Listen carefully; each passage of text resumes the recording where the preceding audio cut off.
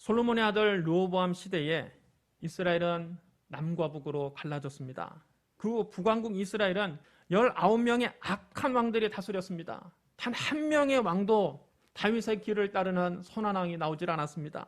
그들은 금송아지를 자기들의 신으로 섬기고 바알을 섬겨 예배하고 아세라 목상에 절했습니다. 남왕국 유다는 20명의 왕이 다스렸는데 그나마 그중 8명은 선한 왕으로 기록되어 있습니다. 하지만 북왕국의 왕들도 대부분 하나님 보시기에 악을 행했습니다. 하나님의 백성들이 하나님을 멀리 떠나서 우상을 숭배하자 하나님께서 선지자 이사야의 입을 통해 예루살렘에 재앙이 닥칠 것을 예언하셨습니다. 이사야 29장 1절로 4절입니다. 슬프다 아리엘이여 아리엘이여 다윗이 진친 성읍이여 해마다 절기가 돌아오려니와 내가 아리엘을 괴롭게 하리니 그가 슬퍼하고 애곡하며 내게 아리엘과 같이 되리라. 내가 너를 사면으로 둘러 진을 치며 너를 애워 대를 쌓아 너를 치리니 네가 낮아져서 땅에서 말하며 네 말소리가 나직히 티끌에서 날 것이라. 네 목소리가 신접한 자의 목소리같이 땅에서 나며 네 말소리가 티끌에서 짓거리리라. 여기서 아리엘은 예루살렘을 가리킵니다. 본래 아리엘은 하나님의 번제단 이런 뜻입니다. 예루살렘을 하나님의 번제단 아리엘이라고 부르신 것은 예루살렘이 적의 침입으로 번제단의 불처럼 불타질 것을 예언하신 것입니다.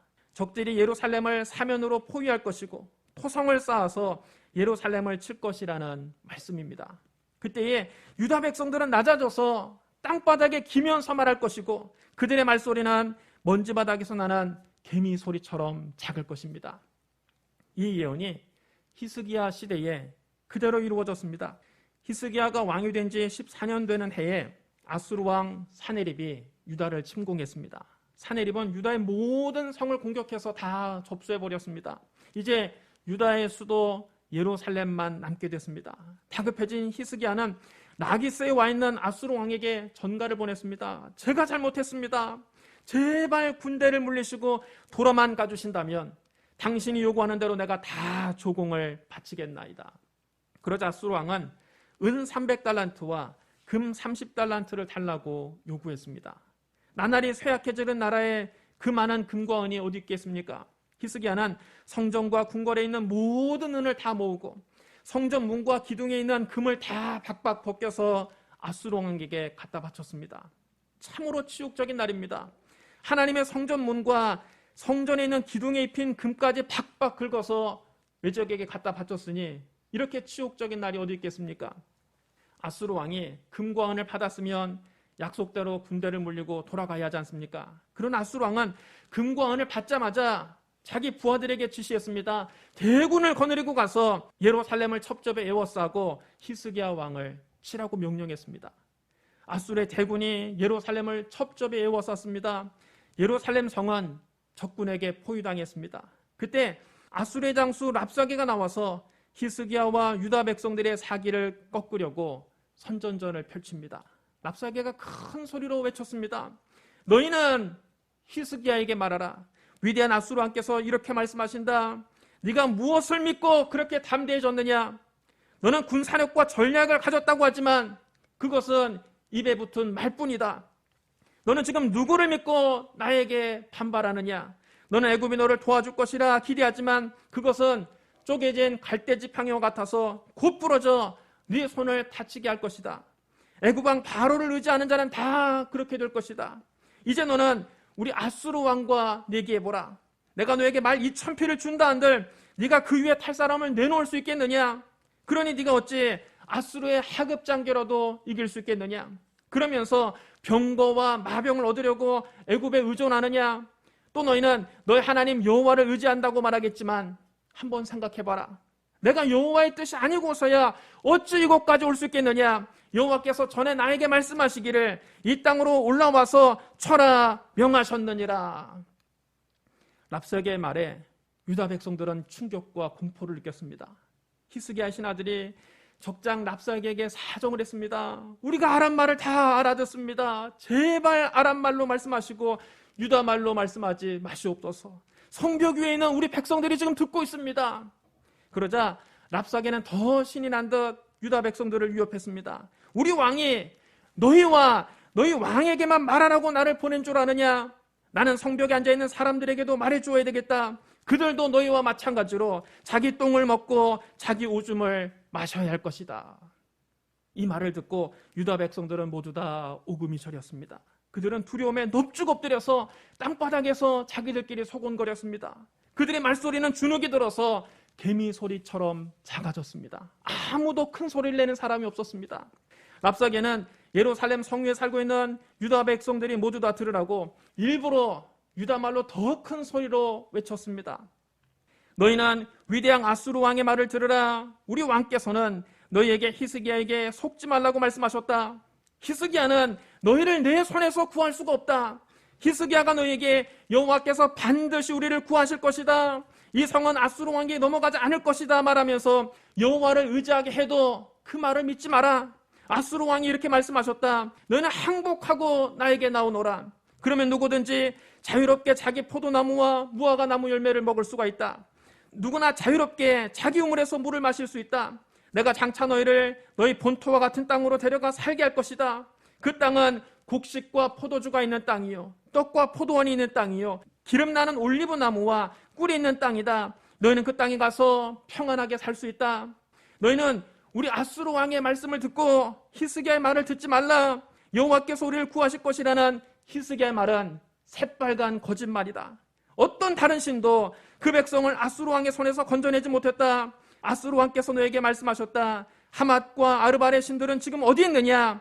스발와임과 헤나와 아와의 신들은 어디 있느냐? 그들이 사마리아를 내 손에서 건져냈느냐? 이 모든 나라의 신들도 그 백성을 내 손에서 건져내지 못했다. 그러니 너희 하나님도 예루살렘을 내 손에서 건져내지 못할 것이다. 아수르 왕은 자기 부하 랍사게를 보내서 하나님을 실컷 조롱하고 모욕했습니다. 그는 근동 지역의 패권을 장악했습니다. 거대한 제국을 이루었습니다. 그때 아수르는 이미 북왕국 이스라엘도 무너뜨린 상태입니다. 북왕국 이스라엘의 수도도 아수르의 파상 공세에 속수무책으로 당했습니다. 그러자 이제 아수르는 눈에 보이는 것이 없는 겁니다. 하나님도 자기 발 아래로 보이는 겁니다. 그는 감히 하나님을 조롱하고 모욕했습니다. 하나님께서 그런 아수르를 징벌하실 것도 이사야 선지자 입을 통해서 예언하셨습니다. 이사야 29장 5절로 8절입니다. 그럴지라도 네 대적의 무리는 세미한 티끌 같겠고 강포한 자의 무리는 날려가는 겨와 같으리니 그 일이 순식간에 갑자기 일어날 것이라. 만군의 여호와께서 우레와 지진과 큰 소리와 회오리 바람과 폭풍과 맹렬한 불꽃으로 그들을 징벌하실 것인즉 아리엘을 치는 열방의 무리 곧 아리엘과 그 요새를 쳐서 그를 곤고하게 하는 모든 자는 꿈같이 밤의 환상같이 되리니 줄인 자가 꿈에 먹었을지라도 깨면 그 속은 여전히 비고 목마른 자가 꿈에 마셨을지라도 깨면 곤비하며 그 속에 갈증이 있는 것 같이 시온산을 치는 열방의 무리가 그와 같으리라. 예루살렘을 친 대적의 무리는 세미한 티끌같이 사라질 것이라는 것입니다. 그 잔인한 무리는 겨와 같이 바람에 다 흩날릴 것이라는 것입니다. 이 일이 순식간에 갑자기 일어날 것이라고 하나님은 말씀하셨습니다. 만군의 하나님께서 우레와 지진과 큰 소리와 회오리 바람과 폭풍과 맹렬한 불꽃으로 그들을 징벌하실 것입니다. 이 예언도 히스기야 시대에 그대로 이루어집니다. 아수르 왕 사네립은 히스기야 왕을 위협하면서 항복하라는 편지를 보냈습니다. 최후 통첩을 보낸 겁니다. 그 편지에는 이렇게 써 있었습니다. 네가 믿는 이 하나님이 예루살렘을 아수르 왕의 손에 넘기지 아니하겠다 하는 말에 속지 말라. 아수르의 여러 왕이 여러 나라에 행한 바 진멸한 일을 네가 이미 들었나니 네가 어찌 구원을 얻겠느냐. 내 조상들이 멸하신 여러 민족 곧 고산과 하란과 레셉과 들라살에 있는 에덴 족속을 그 나라의 신들이 건져냈느냐. 하맛 왕과 아르밧 왕과 스발와임 성의 왕과 헤나와 아와의 왕들이 지금 다 어디 있느냐. 히스기야가 이 아수르 왕 사네립의 편지를 들고서 너무 분해서 손을 부들부들 떨었습니다. 그는 이 편지를 들고 하나님의 성전에 올라갔습니다. 히스기야가 그 편지를 성전 앞에 펼쳐놓고 하나님 앞에 엎드려서 간절히 기도했습니다. 그룹들 위에 계신 이스라엘 하나님 여호와여, 주는 천하 만국의 홀로 하나님이시라 주께서 천지를 만드셨나이다. 여호와여 귀를 기울여 들으소서. 여호와여 눈을 떠서 보시옵소서. 사내립이 살아계신 하나님을 비방하러 보낸 말을 들으시옵소서. 여호와여 앗술의 여러 왕이 과연 여러 민족과 그들의 땅을 황폐하게 하고 또 그들의 신들을 불에 던졌사오니 이는 그들의 신이 아니요 사람이 손으로 만든 것 곧 나무와 돌뿐이므로 멸하였나이다. 우리 하나님 여호와여 원하건대 이제 우리를 그의 손에서 구원하옵소서. 그리하시면 천하만국이 주 여호와가 홀로 하나님이신 줄 알리이다. 히스기야가 하나님께 간절히 부르짖어 기도하자 하나님께서 응답하셨습니다. 사람이 손으로 만든 것, 나무와 돌로 만든 우상에게는 사람이 아무리 빌어봐야 소용없습니다. 백날 손에 지문이 없어지도록 빌어봐야 아무런 응답도 없습니다. 왜냐하면 그들은 죽은 신이기 때문입니다. 그러나 우리 하나님은 살아계신 하나님이십니다. 하나님은 살아계시기 때문에 우리가 기도하면 응답하십니다. 하나님은 선지자 이사야를 통해 히스기야에게 응답을 주셨습니다. 선지자 이사야가 히스기야에게 사람을 보내 하나님 말씀을 전했습니다. 이스라엘 하나님 여호와의 말씀이 네가 아수르 왕 사내립 때문에 내게 기도하는 것을 내가 들었노라 하셨나이다. 여호와께서 아수르 왕에 대하여 이같이 말씀하시기를 처녀 딸 시온이 너를 멸시하며 너를 비웃었으며 딸 예루살렘이 너를 향하여 머리를 흔들었느니라. 네가 누구를 꾸짖으며 비방하였느냐? 누구를 향하여 소리를 높였으며 눈을 높이 떴느냐? 이스라엘의 거룩한 자에게 그러하였도다. 그러므로 여호와께서 아수르 왕을 가리켜 이르시기를 그가 이 성에 이르지 못하며 이리로 화살을 쏘지 못하며 방패를 성을 향하여 세우지 못하며 치려고 토성을 쌓지도 못하고 오던 길로 되돌아가고 이 성에 이르지 못하리라 하셨으니 이는 여호와의 말씀이시라. 내가 나와 나의 종 다윗을 위하여 이 성을 보호하여 구원하리라 하셨나이다. 그날 밤 여호와의 사자가 아수르의 진영에 들어가서 18만 5천 명을 하룻밤 사이에 죽였습니다. 만군의 여호와께서 우레와 지진과 큰 소리와 회오리 바람과 폭풍과 맹렬한 불꽃으로 그들을 징벌하셨습니다. 다음날 아침에 일찍 일어나 보니 아수르 군사들은 다 죽어서 이미 송장이 되어 있었습니다. 아수르 왕 사네립은 그 모습을 보고 충격과 공포를 받았습니다. 하룻밤 사이에 전세가 완전히 뒤바뀐 것입니다. 그는 황급히 그곳을 떠나 아수르의 수도 니느웨로 주랭랑을 쳤습니다. 이런 일이 있었음에도 불구하고 유다의 왕들과 백성들은 그 후에도 계속 하나님 보시기에 악을 행했습니다. 히스기야 아들 므낫세는 자기 아버지 히스기야가 헐어버린 산당들을 다시 세웠습니다. 북왕국의 대표적인 악한 왕 아합의 행위를 따라서 바알을 위해서 제단을 쌓고 아세라 목상을 만들고 하늘의 해와 달과 별들을 숭배했습니다. 그는 하나님의 성전 안에 이방신을 섬기는 제단을 만들었습니다. 그는 또 자기 아들을 산채로 불에 태워서 이방신에게 제물로 바치고 점쟁이를 불러서 점을 치고 마술사를 시켜서 마법을 부리게 하고 신접한 자와 박수무당을 쫓아다녔습니다. 그는 이렇게 하나님 보시기에 악한 일을 많이 해서 하나님을 진노하시게 했습니다. 그는 자신이 손수 만든 아세라 목상을 하나님의 성전 안에 버젓이 세워두기까지 했습니다. 여러분 그곳이 어떤 곳입니까? 일찍이 하나님은 다윗과 그의 아들 솔로몬에게 말씀하셨습니다. 내가 이스라엘의 모든 지파 중에서 택한 이 성전과 예루살렘에 내 이름을 영원히 둘지라. 만일 이스라엘이 나의 모든 명령과 나의 종 모세가 명령한 모든 율법을 지켜 행하면 내가 그들의 발로 다시는 그들의 조상들에게 준 땅에서 떠나 유리하지 아니하게 하리라. 그러나 유다 백성은 하나님 말씀을 듣지도 않았고 이 므낫세의 꼬임에 빠져서 하나님께서 이스라엘 백성들 앞에서 쫓아내신 이방 민족들보다 더 악한 일을 했습니다. 그래서 하나님께서 예루살렘과 유다에 무서운 재앙을 예고하셨습니다. 이사야 29장 13절로 14절입니다. 오늘 본문 말씀입니다. 주께서 이르시되 이 백성이 입으로는 나를 가까이하며 입술로는 나를 공경하나 그들의 마음은 내게서 멀리 떠났나니 그들이 나를 경외함은 사람의 계명으로 가르침을 받았을 뿐이라. 그러므로 내가 이 백성 중에 기이한 일, 곧 기이하고 가장 기이한 일을 다시 행하리니 그들 중에서 지혜자의 지혜가 없어지고 명철자의 총명이 가려지리라. 여러분 따라해 주랍니다. 이 백성이 입술로는 나를 공경하나 그들의 마음은 내게서 멀리 떠났나니. 유다 백성이 입술로는 하나님을 공경하는 척 했지만 실제로 그들의 마음은 하나님으로부터 멀리 떠났다는 것입니다. 그래서 하나님께서 기이하고 가장 기이한 일을 다시 행하셔서 그들을 벌하실 것이라는 말씀입니다. 기이하고 가장 기이한 일은 바로 바벨론의 침략입니다. 이 예언도 그대로 이루어졌습니다. 북쪽에서 바벨론 왕 느부갓네살이 쳐들어와서 예루살렘 성을 포위했습니다. 유다 왕 여호야긴은 그의 어머니와 모든 신하들과 함께 바벨론 왕 앞에 나가서 머리를 조아리며 굴욕적으로 항복합니다. 바벨론 왕 느부갓네살은 유다 왕 여호야긴과 왕의 어머니와 왕의 아내들과 내시들과 고관들을 모두 포로로 잡아갔습니다. 또 예루살렘 주민과 관리들과 용사 10,000명도 포로로 잡아갔습니다. 또 기술이 있는 장인들과 무기를 만들 수 있는 대장장이들을 모두 다 포로로 끌고 갔습니다. 그래서 그 땅에는 아주 가난하고 보잘것없는 사람들만 남게 됐습니다. 바벨론 왕 느부갓네살은 유다 왕 여호야긴을 포로로 잡아가면서 그의 삼촌 마따니아를 대신 왕으로 세우고 그의 이름을 시드기야로 고쳐 부르게 했습니다.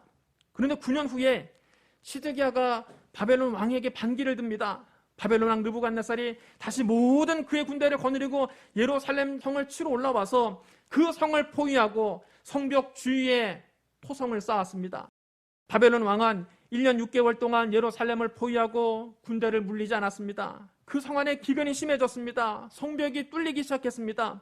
시드기야는 더는 성을 지킬 수 없음을 깨닫고 성을 버리고 도망가다가 바벨론 군대에 사로잡힙니다. 그들은 시드기야가 보는 앞에서 그의 아들들을 다 죽이고 시드기야의 2눈을 뽑고 그를 쇠사슬로 묶어서 바벨론으로 끌고 갔습니다. 주전 586년 바벨론 왕의 근위대장 느부사라단이 예루살렘에 옵니다. 그는 성전에 불을 질렀습니다. 또 왕궁과 예루살렘의 모든 집을 다 불로 태워버렸습니다. 그의 부하들은 예루살렘 성벽을 모조리 허물어 버렸습니다. 이렇게 예루살렘 성은 폐허가 됐습니다. 성벽은 다 무너졌고 성문은 불에 탔습니다. 여러분, 하나님께서 왜 예루살렘을 보시며 슬프다 아리엘이여 아리엘이여 다윗이 진친 성읍이여 한탄하셨는지 여러분 이제 아시겠죠? 본래 아리엘은 하나님의 번제단이라는 뜻입니다. 하나님께서 예루살렘을 아리엘이라고 부르신 것은 예루살렘이 마치 번제단의 불처럼 불타버릴 것을 하나님은 미리 보셨기 때문입니다. 이사야가 이 예언을 한 지 약 700년 후에 당시 이스라엘은 로마의 지배를 받고 있었습니다. 당시 유대에는 산헤드린이라고 하는 최고 통치기관이 있었습니다. 산헤드린은 대제사장들과 바리새인들, 장로들과 서기관들 70명의 이 종교 지도자들로 구성이 되어 있었고 대제사장이 산헤드린의 의장을 맡고 있었습니다. 그리고 그 산하에 회당이 전국적으로 흩어져 있었습니다. 유대인들은 비록 정치적으로는 주권을 로마에 빼앗겼지만 정신적으로는 유대교의 강력한 통찰에 살고 있었습니다. 결혼식부터 시작해서 장례식 이르기까지 유대 사회의 모든 생활 양식과 의식에 있어서 유대교의 영향력이 미치지 않은 곳은 없었습니다. 이런 상황에서 예수님은 잘못된 유대교의 관습을 전면적으로 부인하고 천국 복음을 전파하셨습니다. 그러니 산헤드린 공회원들이 예수님을 곱게 볼 리가 없습니다. 그들은 예수님을 이단으로 낙인 찍고 끊임없이 참소하고 핍박했습니다. 상류층 사람이나 중상층 사람들은 아예 예수님 주변에 얼씬도 못하게 했습니다. 그나마 예수님을 따라다닌 사람들은 가난한 사람들, 병든 사람들, 버림받은 사람들, 사회의 하층민들이었습니다. 예루살렘 산헤드린 공회에서는 예수님을 감시하기 위해서 바리새인들과 서기관들 몇 명을 예수님 주변에 파견시켰습니다. 그 조사단을 파견한 목적은 예수님의 약점을 캐내고 그를 정죄하고 예수님 사역을 방해하려는 것이었습니다. 그들은 예수님의 일거수일투족을 감시하면서 예수님을 죽일 기회를 엿보았습니다. 예루살렘에서 온 바리새인들과 서기관들이 사사건건 예수님을 공격했습니다. 한 번은 예수님의 제자들이 손을 씻지 않고 먹는 것을 보고서 예수님을 찾아와 공격했습니다. 바리새인들을 비롯한 모든 유대인들은 손을 씻기 전에는 결코 음식을 먹는 법이 없습니다. 이것은 장로들의 전통을 엄격하게 지키는 것입니다. 바리새인들과 서기관들이 예수님께 와서 따졌습니다. 어찌하여 당신의 제자들은 장로들의 전통을 준행하지 않냐고 부정한 손으로 떡을 먹나이까? 원래 하나님의 율법에는 밥 먹기 전에 손을 씻어야 된다는 그런 구절은 없습니다.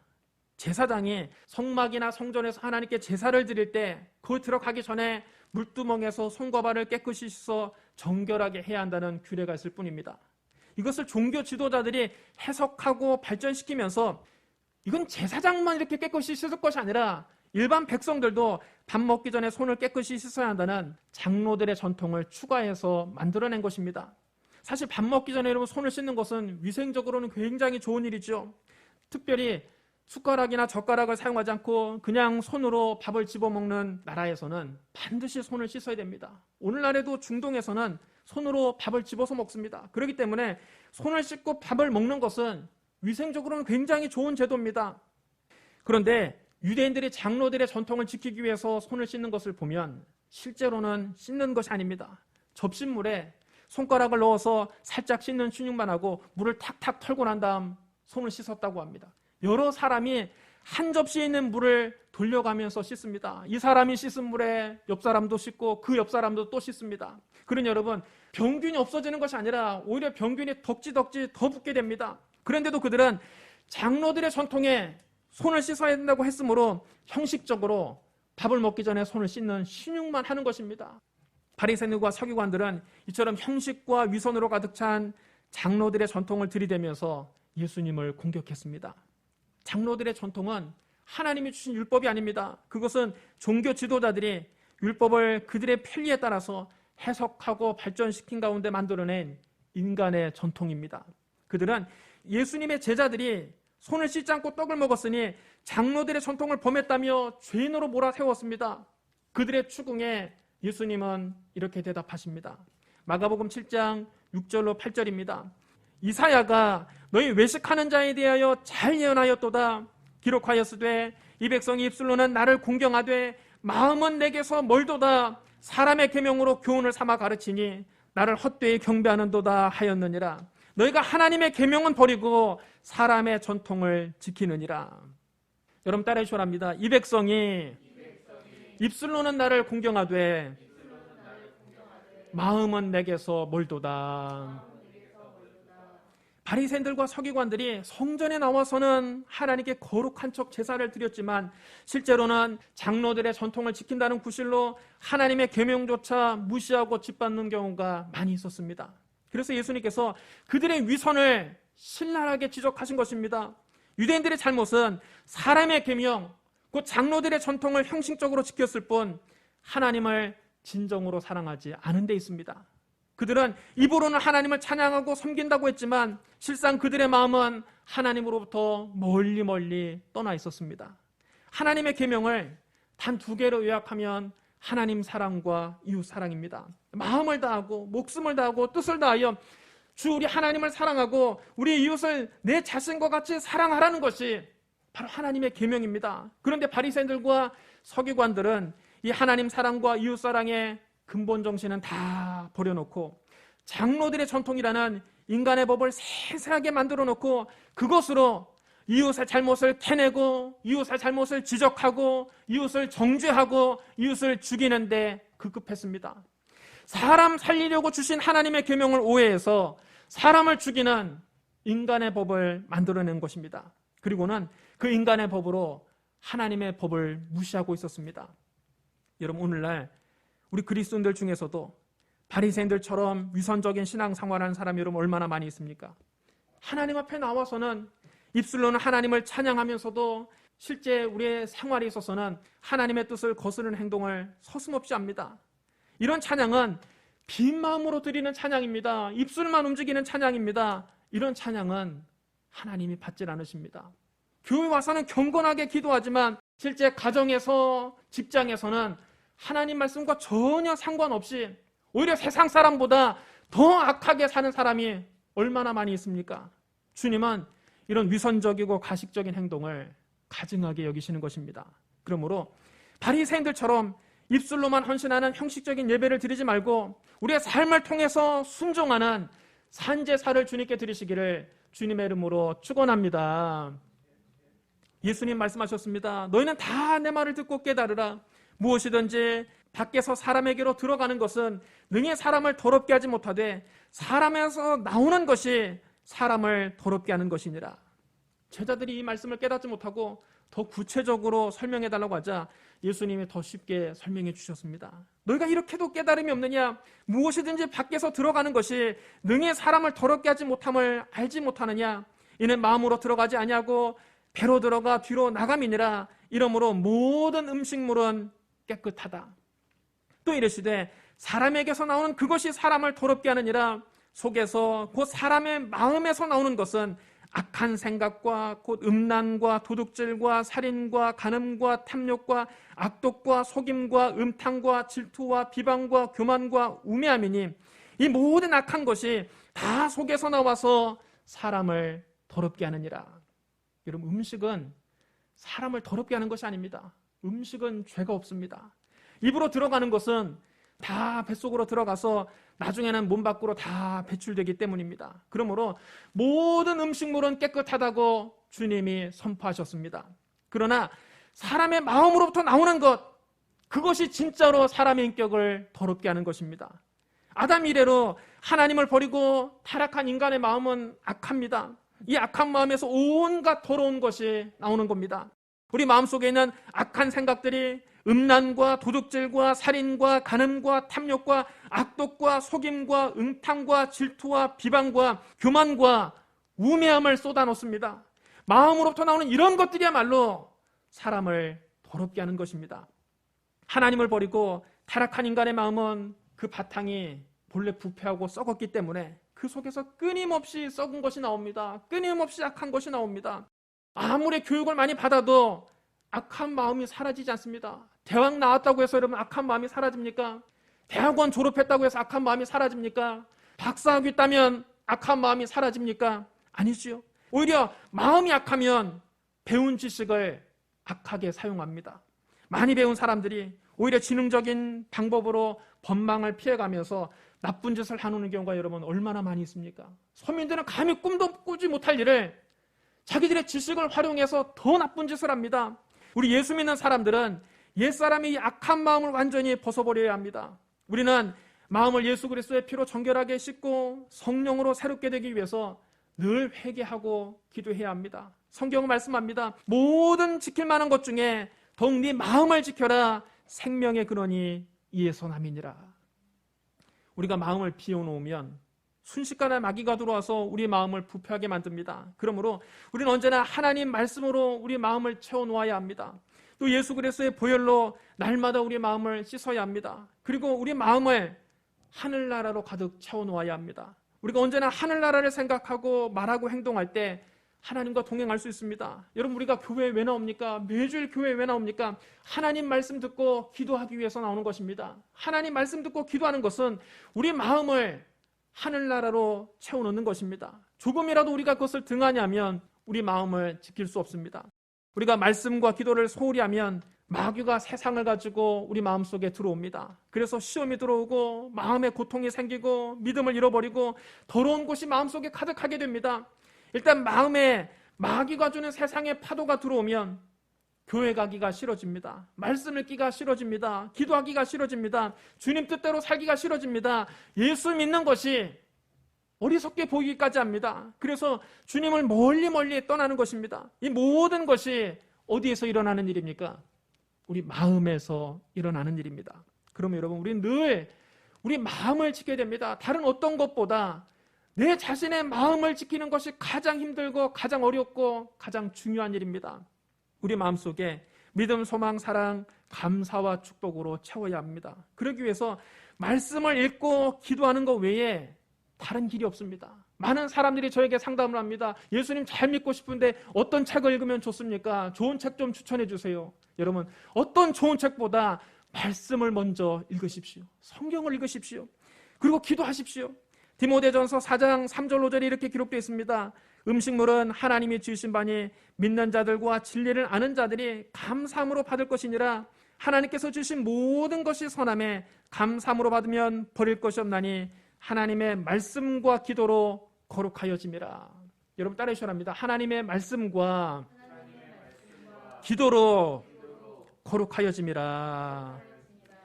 우리가 매일매일 하나님 말씀을 읽고 기도하면 하나님 나라가 우리 마음속에 임하는 것입니다. 성령님께서 우리 마음속에 운행하십니다. 그러므로 날마다 말씀을 읽고 기도해서 여러분의 마음을 지키고 하나님 나라가 여러분 마음속에 가득 차게 되시기를 주님의 이름으로 축복합니다. 사랑하는 성도 여러분, 하나님은 다른 무엇을 보시는 것이 아니라 우리 마음의 중심을 보십니다. 우리가 입술로는 하나님을 공경하지만 마음이 하나님께로부터 멀어져 있으면 하나님은 그런 빈 마음으로 드리는 예배를 받지 않으십니다. 우리가 온 마음으로 주님을 사랑하고 우리의 삶으로 주님 말씀에 순종할 때 비로소 주님이 우리의 예배를 기쁘게 받으십니다. 그럼 여러분, 온 마음으로 주님을 사랑하고 삶으로 주님 말씀에 순종하는 참된 예배를 드리시는 저와 여러분이 되기를 주님의 이름으로 축원합니다. 우리 기도하겠습니다. 사랑과 은혜가 풍성하신 하나님 아버지, 우리가 바리새인들처럼 빈 마음으로 형식적인 예배를 드렸던 것을 회개합니다. 이제 하나님께서 기쁘시게 받으시는 산제사를 드리기를 원합니다. 기도로 하루를 시작하고 말씀의 은혜로 하루를 살기를 원합니다. 말씀에 순종하는 삶을 살기를 원합니다. 온 마음 다해 주님을 사랑합니다. 성령이여 우리 마음을 붙잡아 주시옵소서. 예수님 이름으로 감사하며 기도드리옵나이다. 아멘.